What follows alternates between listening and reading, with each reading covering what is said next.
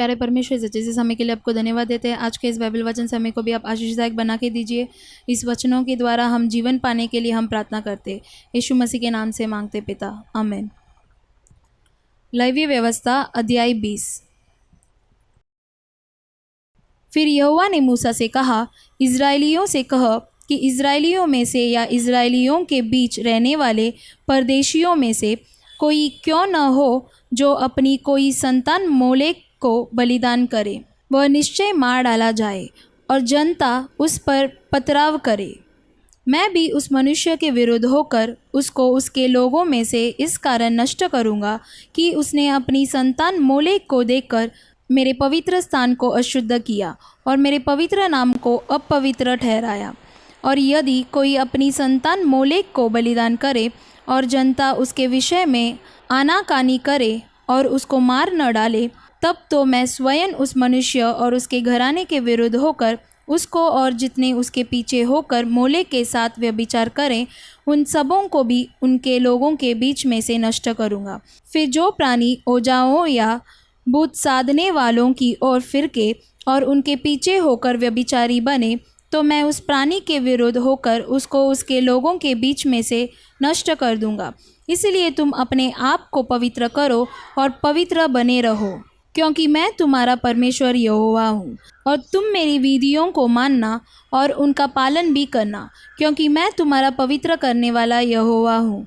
कोई क्यों न हो जो अपने पिता या माता को शाप दे, वह निश्चय मार डाला जाए। उसने अपने पिता या माता को शाप दिया है, इस कारण उसका खून उसी के सिर पर पड़ेगा। फिर यदि कोई पराई स्त्री के साथ व्यभिचार करे, तो जिसने किसी दूसरे की स्त्री के साथ व्यभिचार किया हो, तो वह व्यभिचारी और वह व्यभिचारिणी दोनों निश्चय मार डाले जाएं।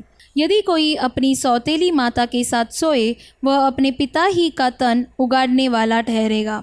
इसलिए वे दोनों निश्चय मार डाले जाएं, उनका खून उन्हीं के सिर पर पड़ेगा।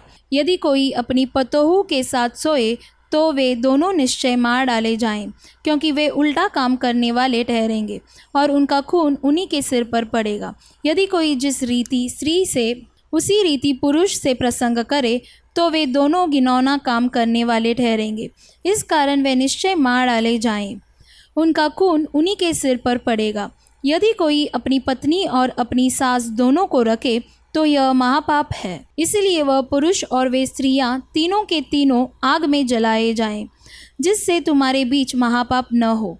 फिर यदि कोई पुरुष पशुगामी हो, तो पुरुष और पशु दोनों निश्चय मार डाले जाएं। यदि कोई स्त्री पशु के पास जाकर उसके संग कुकर्म करे, तो तू उस स्त्री और पशु दोनों को घात करना, वे निश्चय मार डाले जाएं, उनका खून उन्हीं के सिर पर पड़ेगा। यदि कोई अपनी बहन का, चाहे उसकी सगी बहन हो चाहे सौतेली, उसका नग्न तन देखे और उसकी बहन भी उसका नग्न तन देखे, तो यह निंदित बात है। वे दोनों अपने जाति भाइयों की आंखों के सामने नष्ट किए जाएं, क्योंकि जो अपनी बहन का तन उगाड़ने वाला ठहरेगा, उसे अपने अधर्म का भार स्वयं उठाना पड़ेगा। फिर यदि कोई पुरुष किसी ऋतुमती स्त्री के संग सोकर उसका तन उगाड़े, तो वह पुरुष उसके रुधिर के सोते का उगाड़ने वाला ठहरेगा और वह स्त्री अपने रुधिर के सोते को उगाड़ने वाली ठहरेगी। इस कारण वे दोनों अपने लोगों के बीच में से नष्ट किए जाएं। अपनी मौसी या फूफी का तन न उगाड़ना, क्योंकि जो उसे उगाड़े वह अपनी निकट कुटुंबिनी को नंगा करता है। इसलिए उन दोनों को अपने अधर्म का भार उठाना पड़ेगा। यदि कोई अपनी चाची के संग सोए, तो वह अपने चाचा का तन उगाड़ने वाला ठहरेगा। इसलिए वे दोनों अपने पाप के भार को उठाए हुए निर्वंश मर जाएंगे। यदि कोई अपनी बौजी या ब्याहू को अपनी पत्नी बनाए, तो इसे घिनौना काम जानना और वह अपने भाई का तन उगाड़ने वाला ठहरेगा। इस कारण वे दोनों निर्वंश रहेंगे। तुम मेरी सब विधियों और मेरे सब नियमों को समझ के साथ मानना, जिससे यह न हो कि जिस देश में मैं तुम्हें लिए जा रहा हूँ, वह तुमको उगल दे, और जिस जाति के लोगों को मैं तुम्हारे आगे से निकालता हूँ, उनकी रीति रस्म पर न चलना, क्योंकि उन लोगों ने जो ये सब कुकर्म किए हैं, इसी कारण मुझे उनसे घृणा हो गई है। पर मैं तुम लोगों से कहता हूँ कि तुम तो उनकी भूमि के अधिकारी होगे। और मैं इस देश को जिसमें दूध और मधु की धाराएं बहती है तुम्हारे अधिकार में कर दूंगा। मैं तुम्हारा परमेश्वर यहोवा हूँ, जिसने तुमको धन्य देशों के लोगों से अलग किया है। इस कारण तुम शुद्ध और अशुद्ध पशुओं में और शुद्ध और अशुद्ध पक्षियों में भेद करना, और कोई पशु या पक्षी या किसी प्रकार का भूमि पर रेंगने वाला जीव जंतु क्यों न हो, जिसको मैंने तुम्हारे लिए अशुद्ध ठहराकर विर्जित किया है, उससे अपने आप को अशुद्ध न करना। तुम मेरे लिए पवित्र बने रहना, क्योंकि मैं यहोवा स्वयं पवित्र हूँ, और मैंने तुमको और देशों के लोगों से इसलिए अलग किया है कि तुम निरंतर मेरे ही बने रहो। यदि कोई पुरुष या स्त्री ओजाई अथवा भूत की साधना करे तो वह निश्चय मार डाला जाए। ऐसों पर पथराव किया जाए, उनका खून उन्हीं के सिर पर पड़ेगा। आमीन। लेवीय व्यवस्था अध्याय 21। फिर यहोवा ने मूसा से कहा, हारून के पुत्र जो याजक है उनसे कह कि तुम्हारे लोगों में से कोई भी मरे तो उसके कारण तुम में से कोई अपने को अशुद्ध न करे। अपने निकट कुटुंबियों अर्थात अपनी माता या पिता या बेटे या बेटी या बाई के लिए, या अपनी कुंवारी बहन जिसका विवाह न हुआ हो, जिनका निकट का संबंध है, उनके लिए वह अपने को अशुद्ध कर सकता है। पर याजक होने के नाते वह अपने लोगों में प्रधान है, इसलिए वह अपने को ऐसा अशुद्ध न करे कि अपवित्र हो जाए। वे न तो अपने सिर मुंडाएं और न अपने गाल के बालों को मुंडाएं और न अपने शरीर चीरें। वे अपने परमेश्वर के लिए पवित्र बने रहें और अपने परमेश्वर का नाम अपवित्र न करें, क्योंकि वे यहोवा के हव्य को, जो उनके परमेश्वर का भोजन है, चढ़ाया करते हैं। इस कारण वे पवित्र बने रहे। वे वेश्या या भ्रष्टा से विवाह न करें और न त्यागी हुई से विवाह करें, क्योंकि याजक अपने परमेश्वर के लिए पवित्र होता है। इसलिए तू याजक को पवित्र जानना, क्योंकि वह तुम्हारे परमेश्वर का भोजन चढ़ाया करता है, इसलिए वह तेरी दृष्टि में पवित्र ठहरे।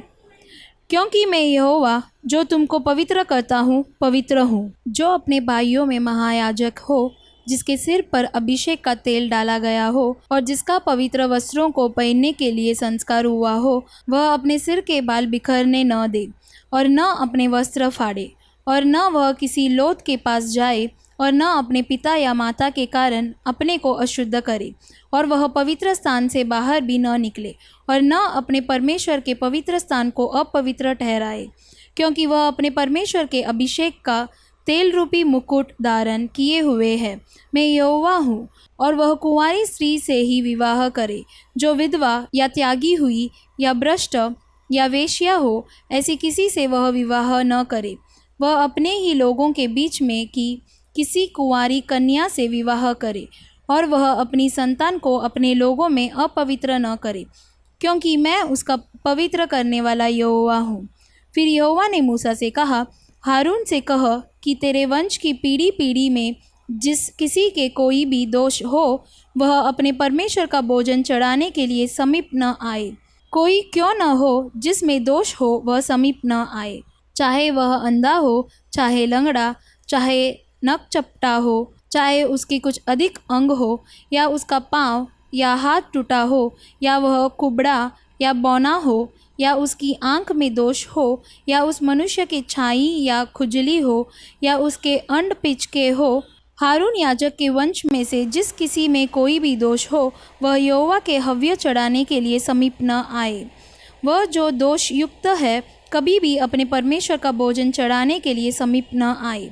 वह अपने परमेश्वर के पवित्र और परम पवित्र दोनों प्रकार के भोजन को खाए, परंतु उसके दोष के कारण वह न तो बीच वाले पर्दे के भीतर आए और न वेदी के समीप, जिससे ऐसा न हो कि वह मेरे पवित्र स्थानों को अपवित्र करे, क्योंकि मैं उनका पवित्र करने वाला यहोवा हूँ। इसलिए मूसा ने हारून और उसके पुत्रों को तथा सब इज़राइलियों को ये बातें कह सुनाई। आमीन। लूका अध्याय 21। फिर उसने आंख उठाकर धनवानों को अपना अपना दान भंडार में डालते देखा। उसने एक कंगाल विधवा को भी उसमें 2 दमड़ियाँ डालते देखा। तब उसने कहा, मैं तुमसे सच कहता हूँ कि इस कंगाल विधवा ने सबसे बढ़कर डाला है, क्योंकि उन सब ने अपनी अपनी बढ़ती में से दान में कुछ डाला है, परंतु इसने अपनी घटी में से अपनी सारी जीविका डाल दी है। जब कुछ लोग मंदिर के विषय में कह रहे थे कि वह कैसी सुंदर पत्थरों और बेंट की वस्तुओं से संवारा गया है, तो उसने कहा, वे दिन आएंगे जिनमें यह सब जो तुम देखते हो, उनमें से यहाँ किसी पत्थर पर पत्थर भी न छूटेगा जो डाया न जाएगा। उन्होंने उससे पूछा, हे गुरु, यह सब कब होगा और ये बातें जब पूरी होने पर होंगी तो उस समय का क्या चिन्ह होगा? उसने कहा, चौकस रहो कि बरमाए न जाओ, क्योंकि बहुत से मेरे नाम से आकर कहेंगे, मैं वही हूँ, और यह भी कि समय निकट आ पहुँचा है, तुम उनके पीछे न चले जाना। जब तुम लड़ाइयों और बलवों की चर्चा सुनो तो घबरा न जाना, क्योंकि इनका पहले होना अवश्य है, परंतु उस समय तुरंत अंत न होगा। तब उसने उनसे कहा, जाति पर जाति और राज्य पर राज्य चढ़ाई करेगा, और बड़े बड़े भूकंप होंगे, और जगह जगह अकाल और महामारियां पड़ेंगी, और आकाश से भयंकर बातें और बड़े बड़े चिन्ह प्रकट होंगे। परंतु इन सब बातों से पहले वे मेरे नाम के कारण तुम्हें पकड़ेंगे और सताएंगे, और पंचायतों में सौंपेंगे, और बंदीगृह में डलवाएंगे, और राजाओं और हाकिमों के सामने ले जाएंगे, पर यह तुम्हारे लिए गवाही देने का अवसर हो जाएगा। इसलिए अपने अपने मन में ठान रखो कि हम पहले से उत्तर देने की चिंता न करेंगे, क्योंकि मैं तुम्हें ऐसा बोल और बुद्धि दूंगा कि तुम्हारे सब विरोधी सामना या खंडन न कर सकेंगे। तुम्हारे माता पिता और भाई और कुटुंब और मित्र भी तुम्हें पकड़वाएंगे, यहाँ तक कि तुम में से कुछ को मरवा डालेंगे। मेरे नाम के कारण सब लोग तुमसे बैर करेंगे, परंतु तुम्हारे सिर का एक बाल भी बांका न होगा। अपनी धीरज से तुम अपने प्राणों को बचाए रखोगे। जब तुम यरूशलेम को सेनाओं से घिरा हुआ देखो तो जान लेना कि उसका उजड़ जाना निकट है। तब जो यहूदिया में हो वे पहाड़ों पर भाग जाएं, और जो यरूशलेम के भीतर हो वे बाहर निकल जाएं, और जो गाँवों में हो वे उसमें न जाएं, क्योंकि यह बदला लेने के ऐसे दिन होंगे जिनमें लिखी हुई सब बातें पूरी हो जाएंगी। उन दिनों में जो गर्भवती और दूध पिलाती होंगी उनके लिए हाय हाय, क्योंकि देश में बड़ा क्लेश और इन लोगों पर बड़ा प्रकोप होगा। वे तलवार के कोर हो जाएंगे और सब देशों के लोगों में बंदी होकर पहुंचाए जाएंगे। और जब तक अन्य जातियों का समय पूरा न हो तब तक यरूशलेम अन्य जातियों से रौंदा जाएगा। सूरज और चांद और तारों में चिन्ह दिखाई देंगे, और पृथ्वी पर देश देश के लोगों को संकट होगा, क्योंकि वे समुद्र के गरजने और लहरों के कोलाहल से घबरा जाएंगे। भय के कारण और संसार पर आने वाली घटनाओं की बाट देखते देखते लोगों के जी में जी न रहेगा, क्योंकि आकाश की शक्तियाँ हिलाई जाएंगी। तब वे मनुष्य के पुत्र को सामर्थ्य और बड़ी महिमा के साथ बादल पर आते देखेंगे। जब ये बातें होने लगें तो सीधे होकर अपने सिर ऊपर उठाना, क्योंकि तुम्हारा छुटकारा निकट होगा। उसने उनसे एक दृष्टांत भी कहा, अंजीर के पेड़ और सब पेड़ों को देखो, ज्यों ही उनमें कोंपलें निकलती है तो तुम देखकर आप ही जान लेते हो कि ग्रीष्मकाल निकट है। इसी रीति से जब तुम ये बातें होते देखो तब जान लो कि परमेश्वर का राज्य निकट है। मैं तुमसे सच कहता हूँ कि जब तक ये सब बातें न हो ले तब तक इस पीढ़ी का कदापि अंत न होगा। आकाश और पृथ्वी टल जाएंगे, परंतु मेरी बातें कभी न टलेंगी। इसलिए सावधान रहो, ऐसा न हो कि तुम्हारे मन कुमार और मतवालेपन और इस जीवन की चिंताओं से सुस्त हो जाएं, और वह दिन तुम पर फंदे के समान अचानक आ पड़े, क्योंकि वह सारी पृथ्वी के सब रहने वालों पर इसी प्रकार आ पड़ेगा। इसलिए जागते रहो और हर समय प्रार्थना करते रहो कि तुम इन सब आने वाली घटनाओं से बचने और मनुष्य के पुत्र के सामने खड़े होने के योग्य बनो। वह दिन को मंदिर में उपदेश करता था और रात को बाहर जाकर जैतून नामक पहाड़ पर रहा करता था, और भोर को तड़के सब लोग उसकी सुनने के लिए मंदिर में उसके पास आया करते थे। आमीन। प्रकाशित वाक्य अध्याय 16।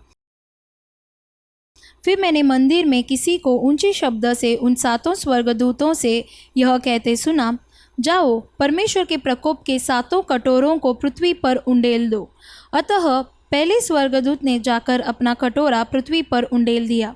तब उन मनुष्यों के जिन पर पशु की छाप थी और जो उसकी मूर्ति की पूजा करते थे, एक प्रकार का बुरा और दुखदाई फोड़ा निकला। दूसरे स्वर्गदूत ने अपना कटोरा समुद्र पर उंडेल दिया और वह मरे हुए मनुष्य के लहू जैसा बन गया और समुद्र में का हर एक जीवदारी मर गया।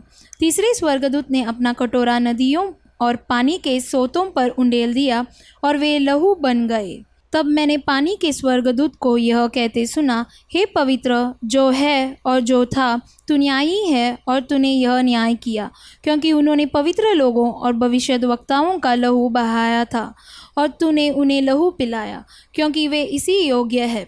फिर मैंने वेदी से यह शब्द सुना, हाँ, हे सर्वशक्तिमान प्रभु परमेश्वर, तेरे निर्णय ठीक और सच्चे हैं। चौथे स्वर्गदूत ने अपना कटोरा सूर्य पर उंडेल दिया और उसे मनुष्यों को आग से झुलसा देने का अधिकार दिया गया। मनुष्य बड़ी तपन से झुलस गए और परमेश्वर के नाम को, जिसे इन विपत्तियों पर अधिकार है, निंदा की, पर उसकी महिमा करने के लिए मन न फिराया। पांचवें स्वर्गदूत ने अपना कटोरा इस पशु के सिंहासन पर उंडेल दिया और उसके राज्य पर अंधेरा छा गया। लोग पीड़ा के मारे अपनी अपनी जीभ चबाने लगे और अपनी पीड़ाओं और फोड़ों के कारण स्वर्ग के परमेश्वर की निंदा की, पर अपने अपने कामों से मन न फिराया। छठवें स्वर्गदूत ने अपना कटोरा महानदी फरात पर उंडेल दिया और उसका पानी सूख गया कि पूर्व दिशा के राजाओं के लिए मार्ग तैयार हो जाए। फिर मैंने उस अजगर के मुंह से और उस पशु के मुंह से और उस झूठे भविष्यद्वक्ता के मुंह से 3 अशुद्ध आत्माओं को मेंढकों के रूप में निकलते देखा। ये चिन्ह दिखाने वाली दुष्ट आत्माएं हैं, जो सारे संसार के राजाओं के पास निकलकर इसलिए जाती है कि उन्हें सर्वशक्तिमान परमेश्वर के उस बड़े दिन की लड़ाई के लिए इकट्ठा करें। देख, मैं चोर के समान आता हूँ। धन्य वह है जो जागता रहता है और अपने वस्त्र की चौकसी करता है कि नंगा न फिरे और लोग उसका नंगापन न देखें। और उन्होंने उनको उस जगह इकट्ठा किया जो इब्रानी में हर मगिदोन कहलाता है। सातवें स्वर्गदूत ने अपना कटोरा हवा पर उंडेल दिया और मंदिर के सिंहासन से यह बड़ा शब्द हुआ, हो चुका। फिर बिजलियां चमकी और शब्द और गर्जन हुए और एक ऐसा बड़ा भूकंप आया कि जब से मनुष्य की उत्पत्ति पृथ्वी पर हुई, तब से ऐसा बड़ा भूकंप कभी न आया था।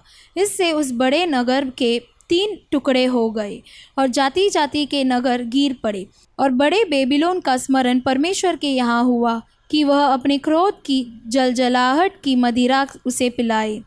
और हर एक टापू अपनी जगह से टल गया और पहाड़ों का पता न चला। आकाश से मनुष्यों पर मन भर के बड़े ओले गिरे, और इसलिए कि यह विपत्ति बहुत ही भारी थी, लोगों ने ओलों की विपत्ति के कारण परमेश्वर की निंदा की। आमीन।